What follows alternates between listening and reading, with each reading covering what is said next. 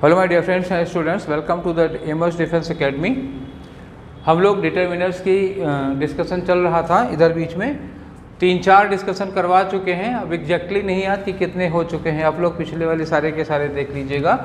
और हाँ, मैं एक बात कर सकता हूँ कि मैं बता दूँ आपको कि क्या क्या डिस्कस कर चुका हूँ। आप लोग ढूंढ लीजिएगा, प्लेलिस्ट में ढूंढिएगा, सम और एनी का डिस्कशन हुआ है और मच और मेनी का डिस्कशन हुआ है इसके पहले। वो सारे के सारे आप लोग देख लीजिएगा, फिर आगे बढ़िएगा, क्योंकि स्टेप वाइज अब जब आप आगे बढ़ेंगे तो चीज़ें ज़्यादा क्लियर होती चली जाएंगी। एक लिटिल और आ लिटिल द लिटिल ये वाला हो चुका है, लिटिल आ लिटिल और द लिटिल का हो चुका है, ठीक। और उसके बाद ये अगला है, नहीं, इसके बाद एक एल्डर और ओल्डर का हो चुका है, ठीक। 4 हो चुके हैं, सही निकला था मेरे मुंह से। एक एल्डर और ओल्डर का हो चुका है। तो इतने अभी तक हम लोगों ने डिटर्मिनर कर लिए हैं।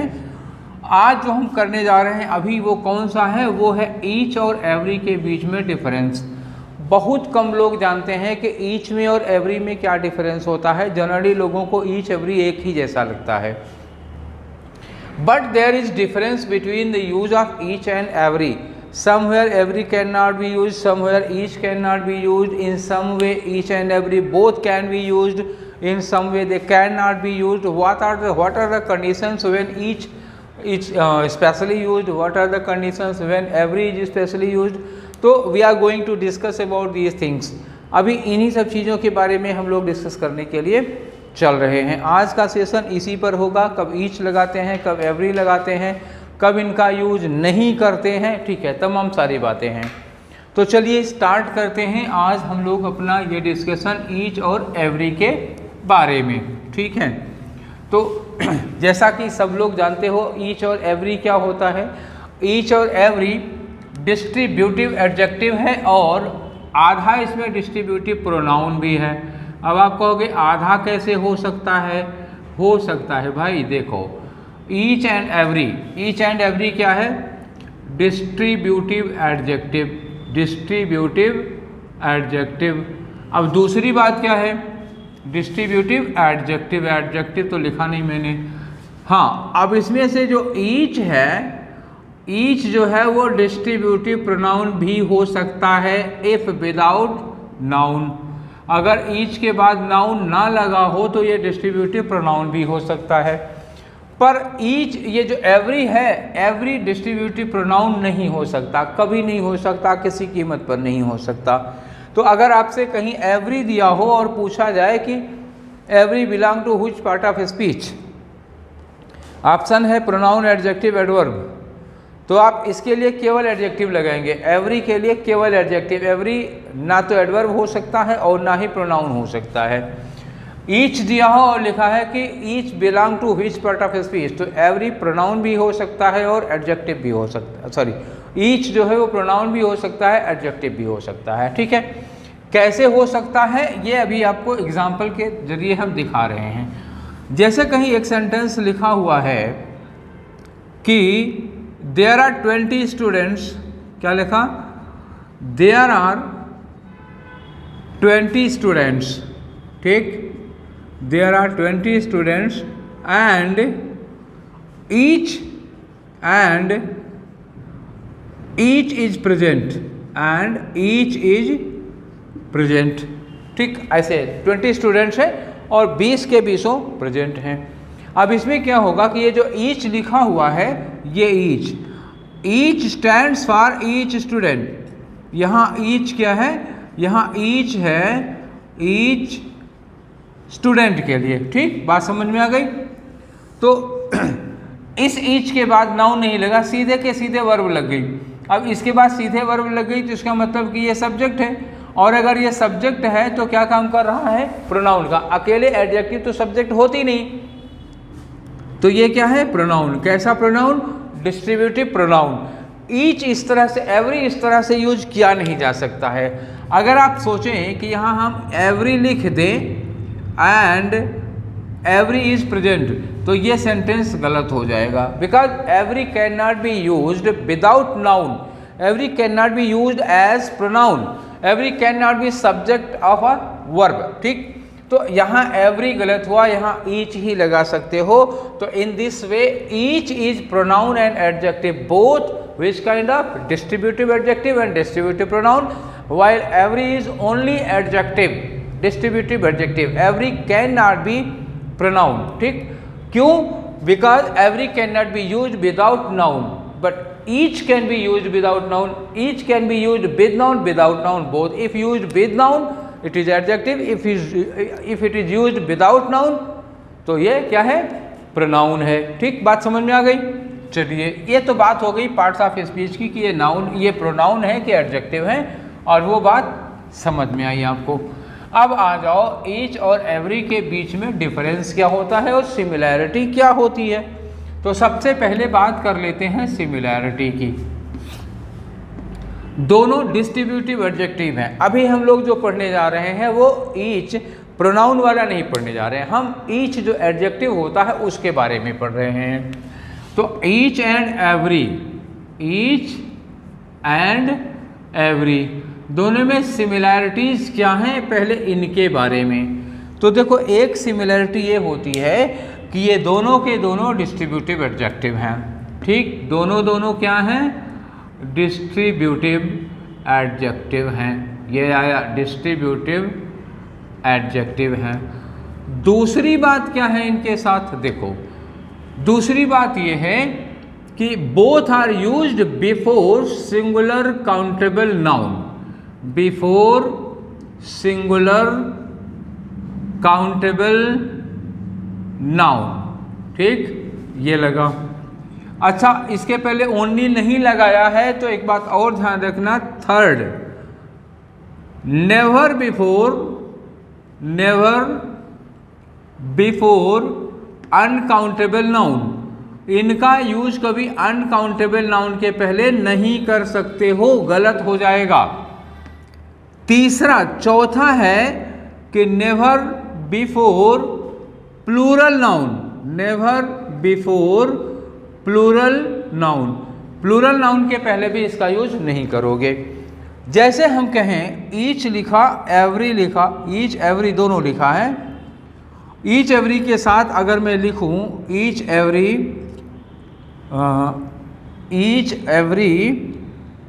नॉलेज,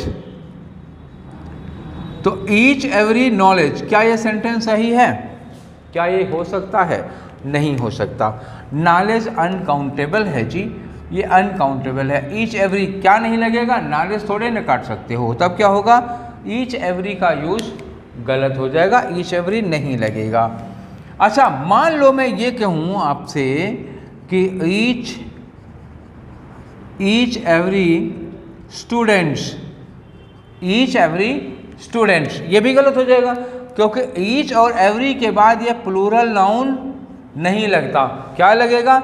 इसका एस हटेगा, एस हटेगा, क्या होगा? केवल ईच एवरी स्टूडेंट। यही बात मैंने कहा था कि singular countable noun, singular countable noun के पहले लगता है तो स्टूडेंट के पहले लगेगा। अनकाउंटेबल नाउन, अनकाउंटेबल नाउन मतलब नॉलेज, इसके पहले ईच एवरी नहीं लगेगा। तो यहाँ ये क्या हो गया? गलत हो गया। प्लूरल नाउन के पहले नहीं लगेगा, स्टूडेंट्स लिखा था, इसके पहले ईच एवरी नहीं लगता। तो यहाँ पे सही क्या करोगे? स्टूडेंट में से एस हटा दोगे, गलती इसकी मानी जाएगी, इसकी नहीं मानी जाएगी। अनकाउंटेबल नाउन के पहले लगा है तो नाउन नहीं गलत होगा, तब क्या होगा? ईच एवरी गलत होगा। अगर ये प्लूरल काउंटेबल नाउन के पहले लगा हुआ है तो क्या गलत होगा? ये नाउन गलत होगा, उसका एस हटाना होगा। ठीक है ना, बात समझ में आई? इतनी आगे बढ़ो। तो एक सिमिलैरिटी थी इसकी। अब इनमें डिससिमिलैरिटीज क्या हैं? ये तो हो गया कि दोनों एक जैसे हैं। किस मामले में? यूज के मामले में कि दोनों अनकाउंटेबल के पहले नहीं लगेंगे, दोनों प्लूरल के पहले नहीं लगेंगे, दोनों सिंगुलर काउंटेबल नाउन के पहले लगेंगे। इतनी बात दोनों में सिमिलर थी, ये सिमिलरिटी की बात थी। अब दोनों में डिससिमिलरिटी क्या है? क्या डिफरेंसेज हैं इनके बीच के? ठीक, तो आ जाओ, सबसे पहले हम क्या करते हैं, ईच और एवरी को ऐसे कर लेते हैं। ये रहा आपका ईच, ये रहा आपका ईच, और ये रहा आपका एवरी। वो ईच है और ये आपका एवरी है। ठीक, दो चीज़ें हो गई, ईच एवरी हो गई। अब आ जाओ ईच में हमें क्या करना है, देखना। ईच सिंगुलर काउंटेबल नाउन के पहले लगेगा, वो भी सिंगुलर काउंटेबल नाउन पहले लगेगा, ये तो बता चुका हूँ। अब ईच लगता है इन लिमिटेड नंबर, क्या होगा? In limited number. जब कोई चीज़ लिमिटेड नंबर में होती है तब लगता है, और ये कब लगता है? Unlimited number. कोई चीज़ जब अनलिमिटेड नंबर में होगी तब एवरी लगाएंगे। ठीक, ये बात अभी समझ में नहीं आई हो शायद, कंसेप्ट क्या कहना चाह रहा हूँ। ठीक, तो इसको ऐसे समझो, इसका कंसेप्ट कैसे समझ में आएगा ये मैं यहाँ से हटाता हूँ और मैं आपको एक एग्जांपल देता हूँ, उसके आधार पर हम इसको समझते हैं।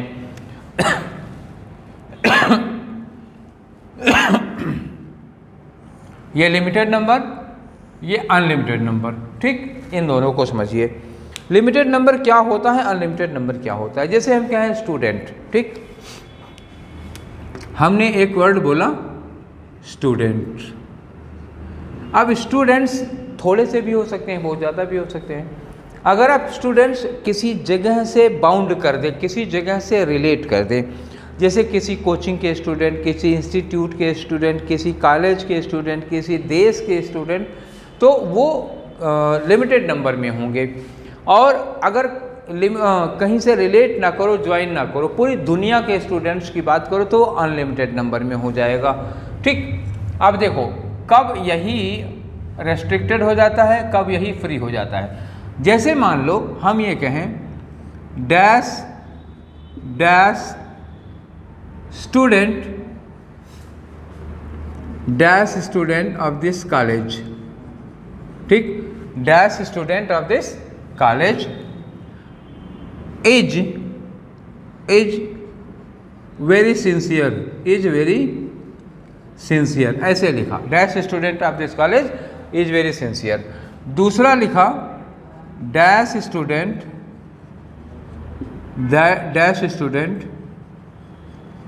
should be devoted to his career। ठीक, ये लिखा डैश स्टूडेंट, यहाँ लिखा dash student of this college is very sincere, यहाँ लिखा that dash student should be sincere to his या डिवोटेड टू हिज कैरियर, अपने कैरियर के प्रति बहुत सिंसियर होना चाहिए।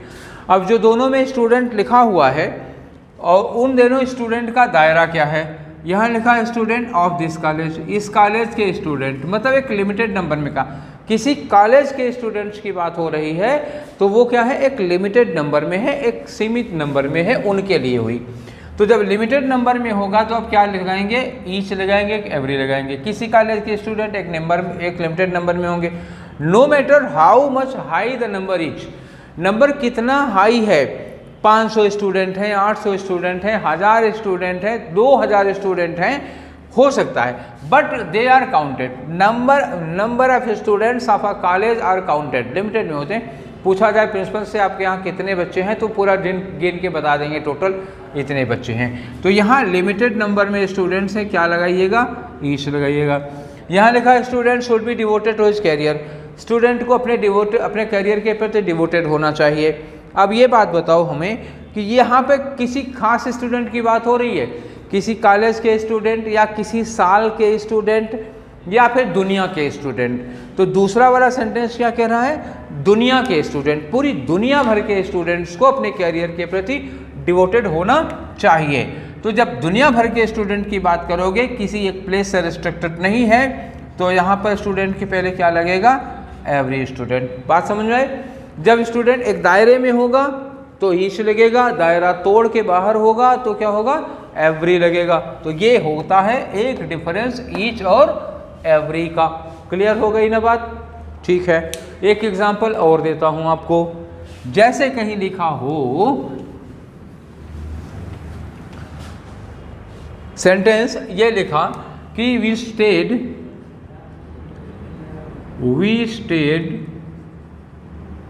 इन Delhi for 10 days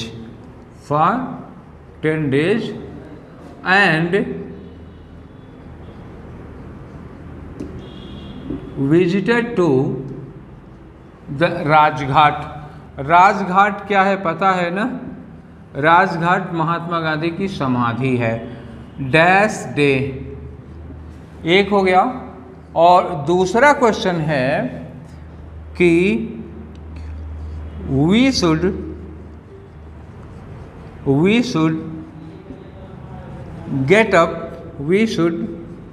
gate up before sunrise dash day. अब देखो कहाँ पर डे के पहले लिमिटेड नंबर में आ रहा है, कहाँ पर अनलिमिटेड नंबर में आ रहा। यहाँ पहले सेंटेंस में कह रहे हैं कि हम 10 दिन दिल्ली रहे, हम 10 दिन दिल्ली रहे और प्रतिदिन राजघाट घूमने गए। ठीक, तो कितने दिन राजघाट गए होंगे? यही 10 दिन जब वो दिल्ली में थे।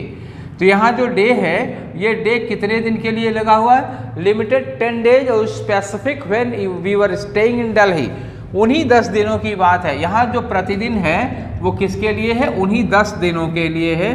तो ये लिमिटेड नंबर में है, क्या लगाओ? Each day.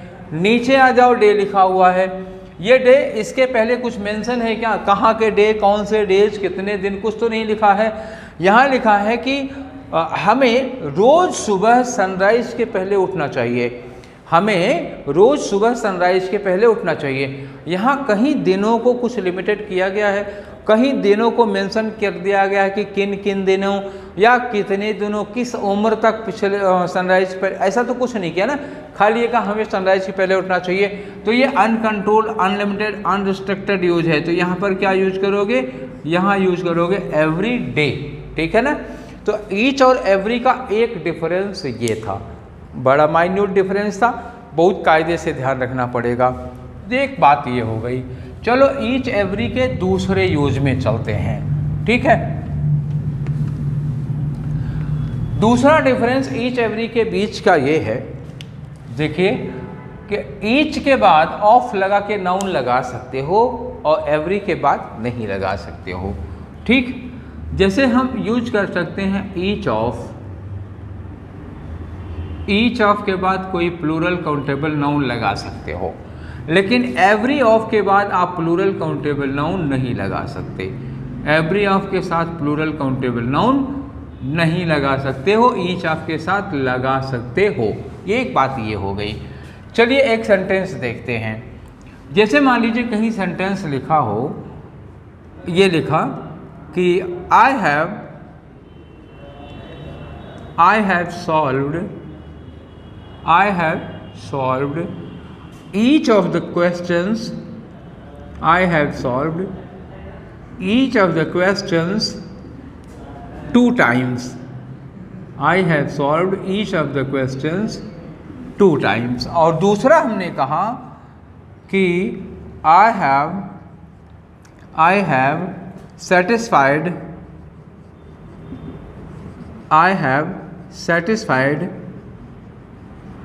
every of the guests, ठीक। I have satisfied every of the guests, ऐसे लिखा हुआ है। अब बताओ कि कौन हो सकता है, कौन नहीं। भाई देखो, ईच के बाद ऑफ लगा सकते हो, ईच ऑफ के बाद ये प्लूरल नाउन लगा है, ये तो ठीक है, लेकिन ये नहीं हो सकता। एवरी के बाद ऑफ नहीं लगा सकते, क्यों? अगर अब ये ऑफ लगा के ये लगा रहे हो तो इसका मतलब ये प्रोनाउन होना चाहिए, तभी लगा सकते हो। और एवरी प्रोनाउन होता नहीं, इसलिए ये गलत है। फिर इसकी जगह पर क्या लगा सकते हो? या तो यहाँ पर लगाओ एवरी वन, ठीक, या फिर इसकी जगह लगाओ ईच, ठीक। नहीं तो क्या होगा? एवरी गेस्ट होगा। एवरी ऑफ नहीं होगा, एवरी के बाद अगर आप लगा सकते हो तो क्या लगाओगे? एवरी गेस्ट लगा दो, ठीक। I have satisfied every guest, guest के पहले एवरी लगाओ, ये ठीक है, ऐसे हो सकता है। एवरी ऑफ द गेस्ट नहीं होगा, या तो ईच ऑफ द गेस्ट करो या तो एवरी वन, एवरी में वन लगा दो, अब ये प्रोनाउन हो गया, इंडेफिनिट प्रोनाउन हो गया, ठीक है। तो ये एरर तो है, ये गलत तो है, लेकिन इसकी जगह पर हो क्या सकता है? हमें केवल एरर से नहीं मतलब है, एरर तो हो गई, एरर आपने पकड़ लिया, यहाँ ऊपर लिखा था मैंने एवरी के बाद ऑफ नहीं लगता, ठीक। लेकिन जब एवरी के बाद ऑफ नहीं लगता है तो आखिर इसका इम्प्रूवमेंट क्या होगा? सपोज करो कि अंडरलाइन करके दे दिया, इतना अंडरलाइन करके दे दिया, इसका इम्प्रूवमेंट दे दिया, क्या होना चाहिए? तो एरर के साथ साथ आपको इम्प्रूवमेंट भी देखते चलना है, दोनों को एक साथ पढ़ना होगा। अलग अलग कोई तरीका नहीं है ना अलग अलग पढ़ने का, कोई फ़ायदा नहीं है। इम्प्रूवमेंट और एरर एक ही चीज़ होती है। एरर में गलती पकड़नी है, इम्प्रूवमेंट बताना है इसकी जगह पर सही क्या होगा। अगर आप सही जानते हैं, गलती जानते हैं क्या है, तो सही भी पता होगा इसकी जगह पर होना क्या चाहिए। ठीक, दोनों एक साथ चलते हैं, एरर इम्प्रूवमेंट दोनों। तो ये दो बातें हो गई ईच और एवरी के बीच डिफरेंस की दो बातें। अब एक बात और आपको बताएं, एक बात ये है कि मैंने कहा था कि ईच के बाद कभी प्लूरल नाउन नहीं लगता है, ईच ऑफ के बाद लगता है, कभी प्लूरल के साथ ये लग नहीं सकते हैं। एक चीज़ ऐसी है, ठीक, ईच में एक बात ऐसी है कि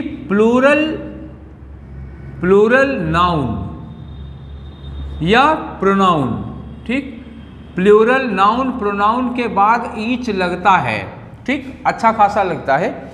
बस यह है कि जब इसके बाद ईच लगेगा तो जो आपकी वर्ब होगी ना वो भी प्लूरल हो जाएगी, समझिएगा। अगर आप प्लूरल नाउन या प्रोनाउन के बाद ईच लगाए हैं तो वर्ब भी क्या हो जाएगी, प्लूरल हो जाएगी। ऐसा एवरी के साथ नहीं हो सकता, एवरी ऐसा नहीं करता है। जैसे एग्जाम्पल के तौर पर आप देखें, कहीं लिखा हो कि वी ईच, आगे लिखें has, we each has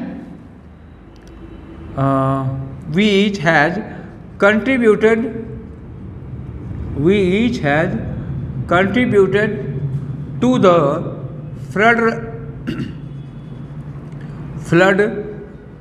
relief fund, ठीक, we each has contributed to the flood relief fund। या हम कहें each of us have contributed to the flood relief fund, ऐसे लिखा, ठीक है। ईच भी तो लगेगा नहीं, ईच ऑफ अस, देखो ईच लगा, ऑफ लगा, अस लगा, तो ये हैव नहीं, तब क्या होना चाहिए, हैज होना चाहिए। और अगर वी के बाद ईच लगा है, वी के बाद ईच लगा है तो क्या होगी, वर्ब भी प्लूरल हो जाएगी, ठीक। तो वी के बाद ईच लगा तो सकते हो, करेक्ट है, ये गलत नहीं है, लेकिन ये जो वर्ब होगी वो क्या होगी, ये प्लूरल हो जाएगी, इतना फर्क पड़ेगा। अगर आपको वी के बाद ईच लगा हुआ दिख गया तो आपको यह लगेगा कि गलत है। You can not easily adjust it, you can not easily digest it, you can not easily understand it, because this is not a common sentence, because it is not colloquial sentence, it is not usually, this pattern is not usually by us in everyday talking। हम लोगों की रोज की जो talking होती है उसमें हम इस तरह का सेंटेंस यूज नहीं करते। People each, they each, we each, we are generally in the trend of using each before noun, not after noun और प्रोनाउन। वो वाला पैटर्न लेके हम स्पोकन इंग्लिश में या बातचीत की इंग्लिश में आते नहीं हैं। ये जो स्ट्रक्चर है वी के बाद ई से लगा रहा है, दिस इज रेयर। ये मतलब ये समझ लो कि 1,00,000 सेंटेंस में 1 आध सेंटेंस इस तरह का लिखा जाता है, इससे ज़्यादा लिखा नहीं जाता है।